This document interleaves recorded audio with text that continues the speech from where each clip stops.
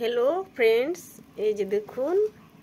আজকে এই যে আলু কেটে রেখেছি আলু তারপরে এই যে বেগুন ভাজা হবে আলু দিয়ে পেঁয়াজগুলি দিয়ে ভাজা তারপর রসুন আর পেঁয়াজ রয়েছে এখানে রয়েছে সরষে শাক এগুলোকে ভেজে নেব ভেজে নিয়ে নুন দিয়ে ভেজে নেব কিছুটা সেদ্ধ এবং ভেজে নেব তারপরে এগুলোকে পাটায় বেটে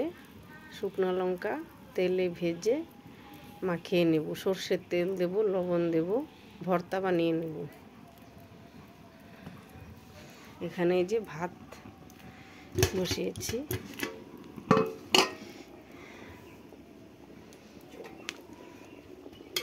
বসিয়েছি ভাতের মধ্যে এই যে বাঁধাকপি সেদ্ধ দিয়েছি কাঁচা লঙ্কা সেদ্ধ দিয়েছি